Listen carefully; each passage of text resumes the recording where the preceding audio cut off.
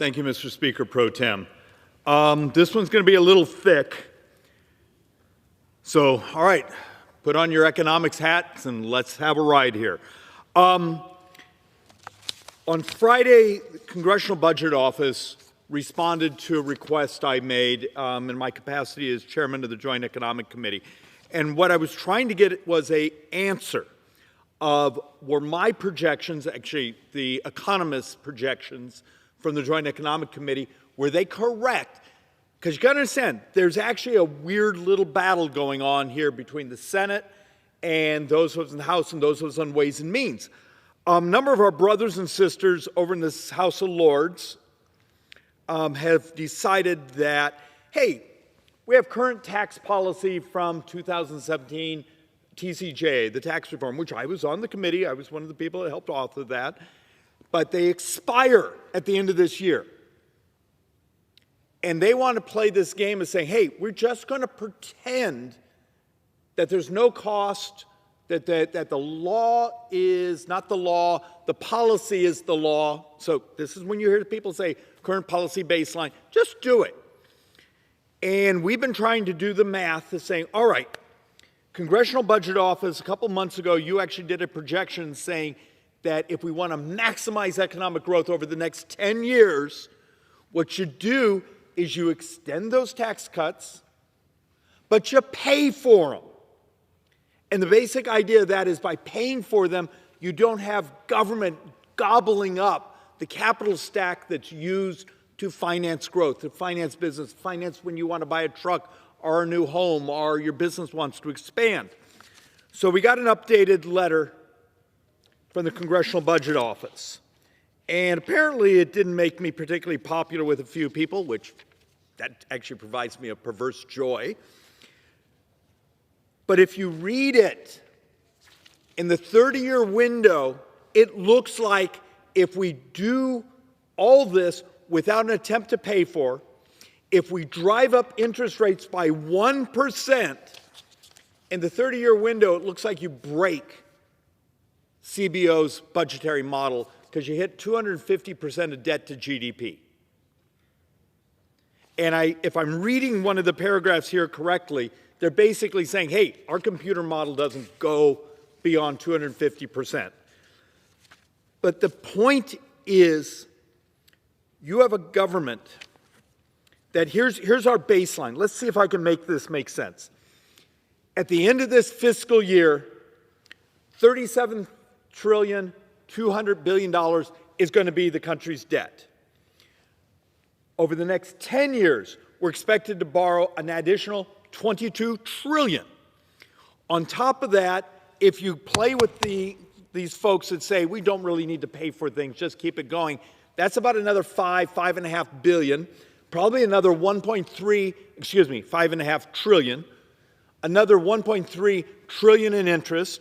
And then if we were to be able to make the president's wish list without finding offsets or modernizations, and I'm going to walk through a whole series of things where it's not cuts, it's modernization, legalizing the technology that disrupts the cost, that makes our society better, happier, more efficient.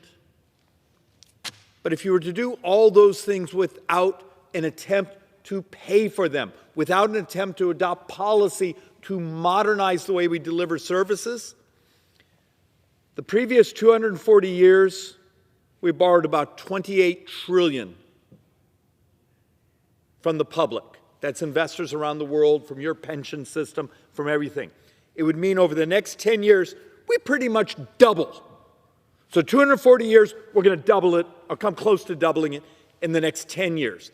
That is the perversity of what you have going on around here. Yet the people coming behind these microphones keep having a wish list and want more stuff and more stuff and more stuff. The people walking through our hallways here are in our offices demanding more stuff. They either want more carve-outs in the tax code, they want barriers to entry to their competition, or they just want another check. And I'm going to walk you through just how dangerous a game we're playing right now. Because when you look at these charts, and this is online, just go on CBO from last Friday and read it for yourself. It's not a hard read. Why are my brothers and sisters so terrified to tell the truth to the public? You have a country that, and I'm going to show the charts, that in about 7.5 years, we have more deaths than births. You have a country that when we get out of the extraordinary measures, remember right now we're borrowing from our different funds because we're up against the debt ceiling. We may be borrowing almost $70,000 every second of every day.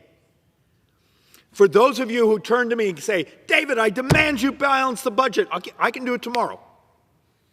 Let's see, if I use the 2024 numbers, for every dollar we took in tax collections, we spent $1.39. Tell me the 39 cents of government you want me to cut. And their problem with that math is when you look at the charts, do you see what's in blue? That's everything a member of Congress gets to vote on, defense and non-defense. Your only problem is it's 26% of the spending.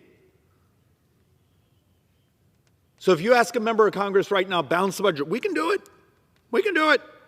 Got to get rid of all defense, all non-defense discretionary. That's basically the Park Service, the EPA, all the agencies. And then tell me what portion, because you got to pay your interest or you blow up the world economy.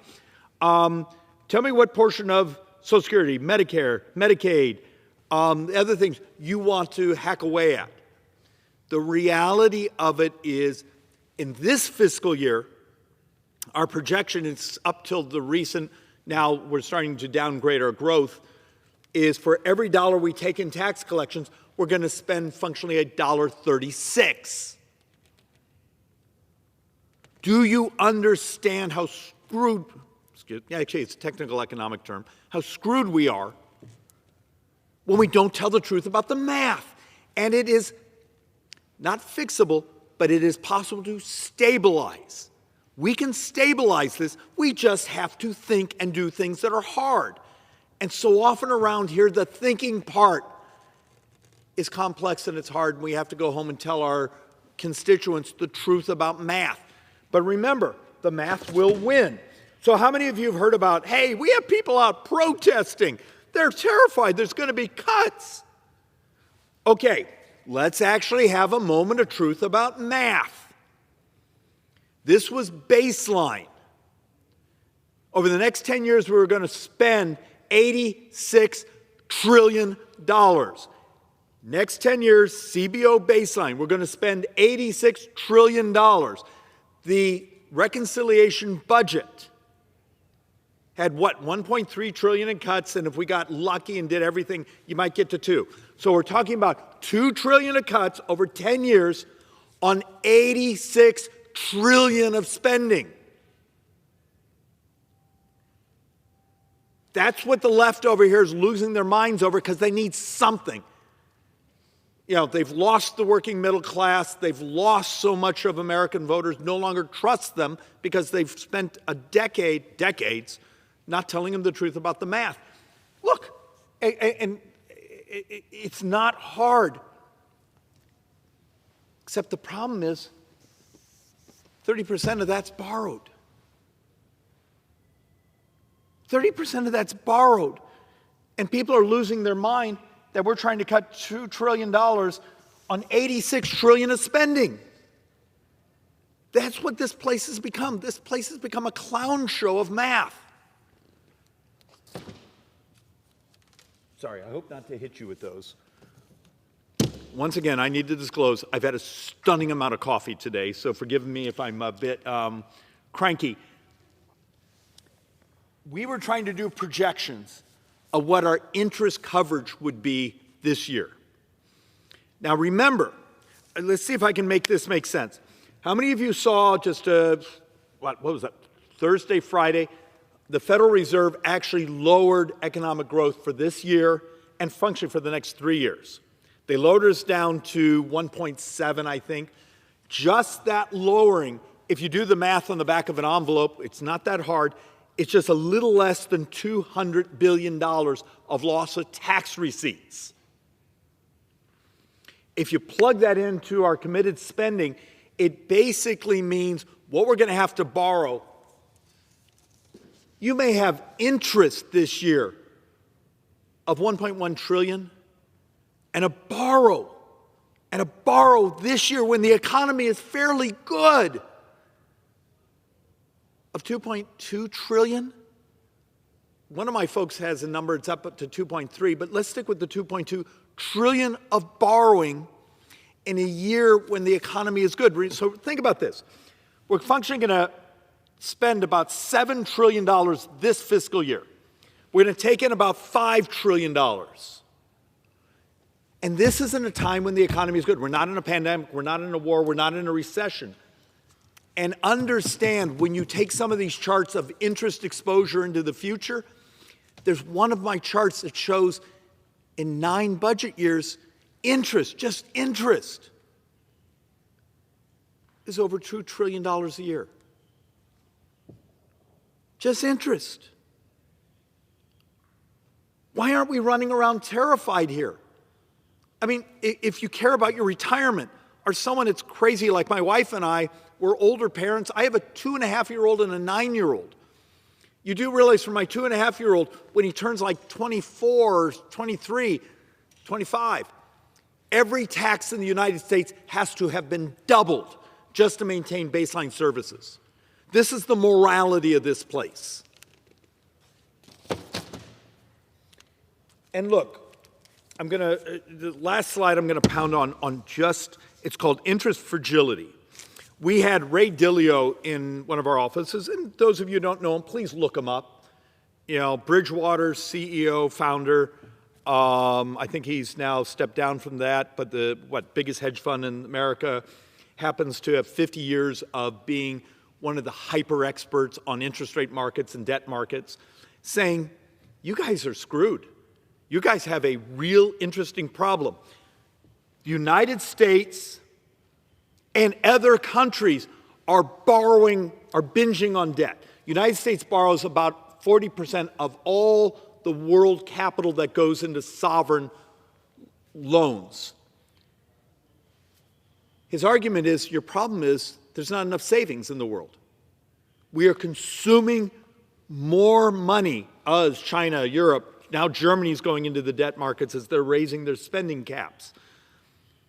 What happens in a world when there's a shortage of borrowable money? Remember, every day when we borrow, $6 billion a day, functionally, that debt has to be sold. Most of it's actually financed domestically. You know, it's in this pension, it's in this bank, it's this, and then foreigners, except the foreigners have been lowering their U.S. debt because they're having to finance their own governments. And you start to look at our interest payments, and there's this concept called a term premium. When we make the bond markets nervous, we pay higher interest rates. So the clown show it will go around and say, well, let's just not pay our debts. Hey, we're up against the debt ceiling. Let's just not raise it. Okay. Yeah, fine. I mean, I enjoy your decade of world depression, because when you collapse the U.S. currency, you also collapse the world. Stability is our goal. Stability is how you minimize interest rates. And if you're financing 37 trillion and another 22 trillion, plus whatever else we're going to stack on top of that over the next decade, you really want the debt markets to think we're acting like adults. Because in many ways, when you look at these charts and you see about our interest coverage and how fragile we are, the bond market basically may be the greatest influence on this government. Though, how many people have you seen come behind these microphones ever talk about debt? And yet, the one thing we're not allowed to tell our voters, our public, our staff, each other, is the truth. What drives debt? Over the next 10 years, almost 100% of U.S. sovereign debt issue will be to cover interest and Medicare. In let's call it 8 years, the Social Security Trust Fund is empty.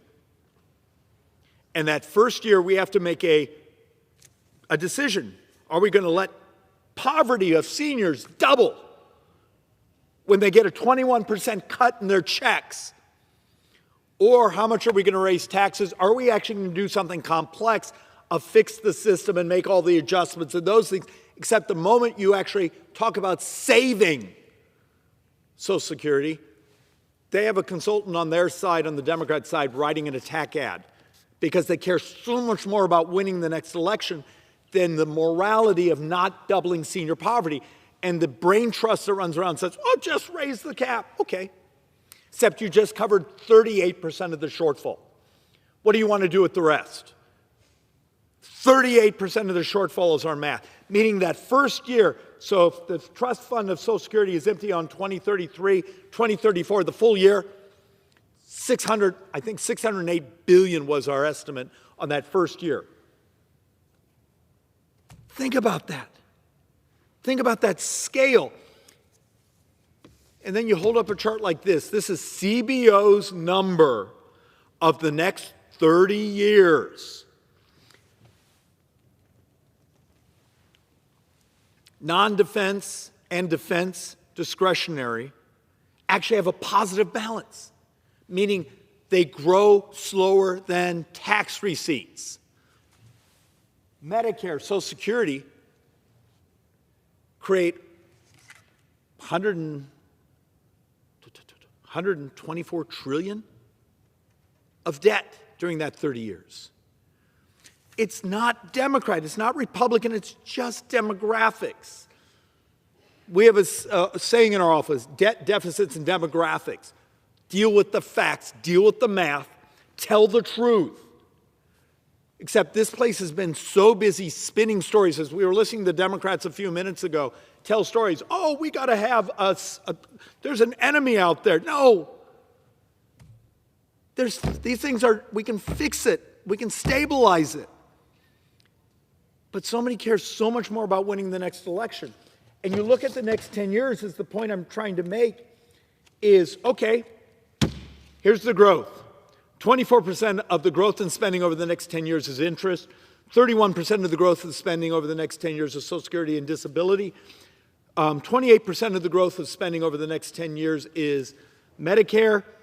Other mandatory and discretionary grows about 13%, but a portion of that is actually, you think, defense and other things in that. The fact of the matter is your government is an insurance company with an army.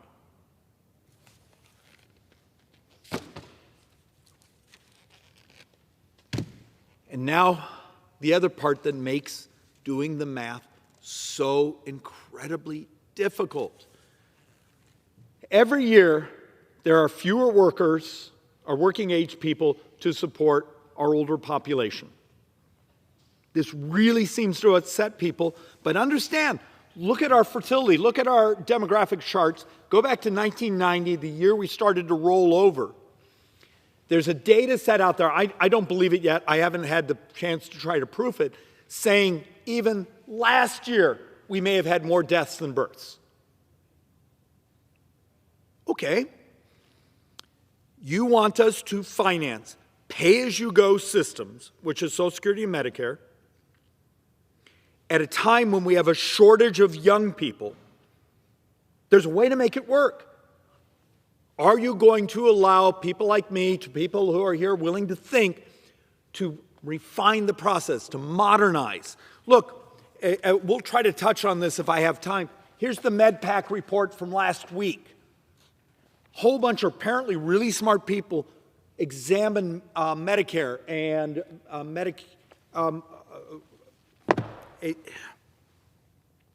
and walked up and down through the growth in spending and what we could do to modernize it and use technology to stabilize the prices. On some things, particularly on Medicare Advantage, they have hundreds of billions of dollars in here that wouldn't require cutting any service, any access to health care.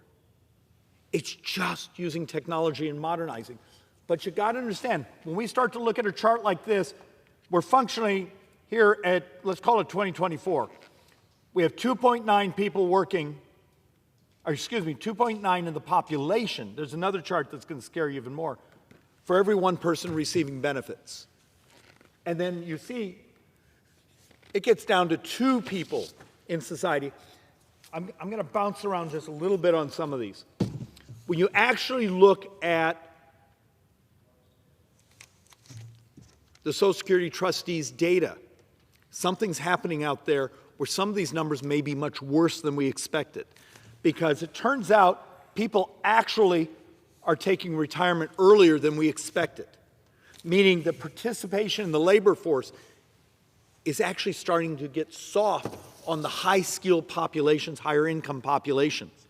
We actually now, this one, we had a debate how upset this would make people. So here we are. We're going to start the 2026 budget year. We're actually supposed to be working on that budget. Without immigration, working-age people will start to disappear from the labor force. And you go, huh? Huh? Basically, 2026 is the last year where the age population is functionally stable. Then the next year, you start to actually fall in your number of working-age people in the population. It's demographics. It's not Republican or Democrat. It's just math. One more chart of this, and then I'm going to give you the one that scares me the most. This is Social Security and disability benefits. Here we functionally are. Let's get about where we are. So right now, if you add both those programs together, you have 2.67 workers for every beneficiary. At one point, it gets all the way down to just a little over 2 people working for every beneficiary. But if you actually do the big chart, how many people are actually in the labor force compared to how many people receiving benefits? And remember, I'm not talking about changing people's benefits. I'm talking about dealing with the reality of our demographics and ways we can differ, particularly when we start talking about health care. But let's take a look at 2023. We functionally, for every 100 people receiving benefits, we functionally had, for every 100 people we had working in America, we probably had 36, 37 people receiving benefits. Because remember, the whole concept of labor force participation, I've done presentations here about functionally the 7 million was my old number of prime-age males that are missing from the labor force. What do we do as a society to make it possible to encourage our brothers and sisters who are not working to actually get into the labor force? And yet my colleagues on the left, oh, you're going to have work requirements. You can't do that. If you don't do it, tell me how I make these numbers actually work. So, that's some of the miserable stuff. Let's actually sort of walk through, how do I make it work? Okay, I've come here and done a presentation showing that if this is our demographics, we're going to have to be willing to have a brutally honest conversation. Let me walk through a concept. Back in the 70s and 80s, what was the world conflict? It was for hydrocarbons, oil. Previous decade, much of the world conflicts were rare earths. I will argue we're in the decade right now. The conflict is for smart people, people with skill sets. Yet the United States has barely shown up for the battle. When you hear President Trump talk about the insanity that we educate people, we send them home to compete with us, the president's absolutely right. We have a whole presentation we've done here showing a talent-based, a STEM-based immigration system turns out to be remarkably beneficial for tax receipts, for economic growth, and for prosperity. Turns out you need that as one of an entire unified theory of things to do. But I want to walk through just a handful of quirky things. So when you hear people talk about DOGE and how much upset they are, one of the primary things that's being discussed is the United States has a handful of huge databases. The problem is they don't talk to each other. So you saw the story last week of, hey, we just looked at some of the Social Security death files. Oldest person in America is what, 114 years old? So we took people over 114 years old and then wondered how they were getting loans at the Small Business Administration. And forgive my math, I'm doing this from memory from last week. It was like 3,300 people who were over 114 years old got SBA loans. $300 million of loans. Can you believe not a dollar's been paid back? If you actually start to have your data talk to each other, what would happen if it's a way to eliminate waste and fraud without an army of lawyers, without an army of auditors, without an army of bureaucracy? It turns out it's technology. Is that really that scary? Government already has the data. Why can't they bounce against each other saying, hey, this person's on the death file. Maybe they're not actually applying for a Small Business Administration loan. Yet, you see some of our Democrat colleagues, oh, waste and fraud, it doesn't really exist except for the billions of dollars we're identifying. So, let's walk through a couple other frustrating things. $42.5 billion provided for the Broadband Equity Access and Deployment Program. Okay, now stick with me on this one. We have spent over $42.5 billion to get broadband to communities. Not a single community, not a single house has been connected to that broadband. But we spent $42 billion doing it. Between Christmas and New Year's, I took my little girl and we went out and hung out on the Navajo Reservation. If you're not from the Southwest, Navajo Reservation is immense. It's bigger than some states. And we chased around and we met with a number of people who said they were tired. They were tired of waiting, and they weren't going to wait another decade to get that wire, that fiber, whatever it was, to their chapter house, to their community, so they could have broadband. So they were doing something crazy. They were running down, ordering a satellite dish, and 48 hours later they had broadband. And then they were sharing it with Wi-Fi repeaters. And for a few $100s, they were fixing something that was going to take another decade and how many hundreds of millions of dollars. Think about adopting technology. Is the morality that we want to spend lots of money to actually subsidize these people who should be running wire?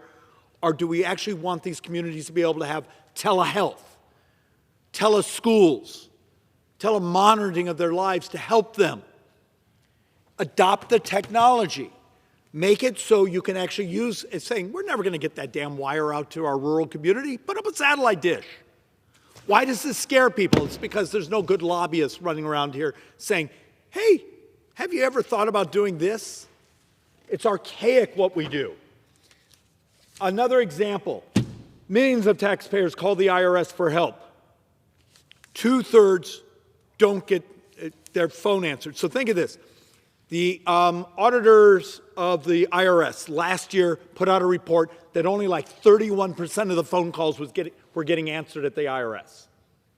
So you're trying to fill out your tax forms. You're trying to give government money. And you call and call and call and call and call, and you can't get the phone answered. So what would happen?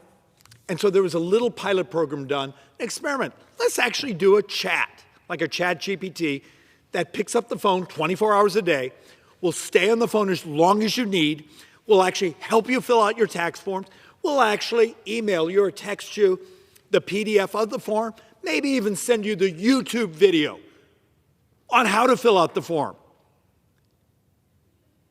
Why does this scare the hell out of I know, it's because the IRS is the second most unionized bureaucracy in the federal government. Turns out the union loses its mind when you talk about using technology to take care of the American people. Wouldn't you like to pick up the phone and call, whether it be the Social Security Administration, the IRS, and get your phone answered. How do I get my brothers and sisters here to help us adopt this technology? Look, and I have a handful of articles here using AI to functionally crash parts of the cost of delivering health care. Here's one about,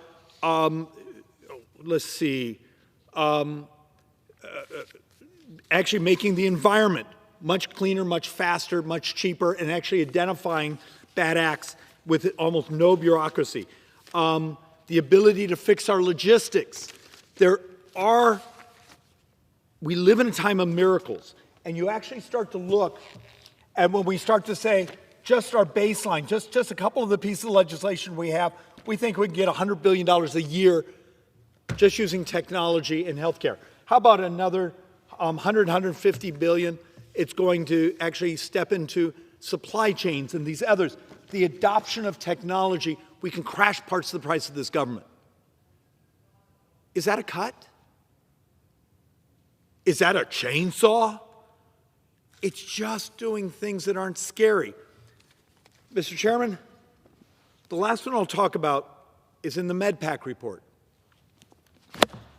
The majority of Medicare recipients in America now use Medicare Advantage.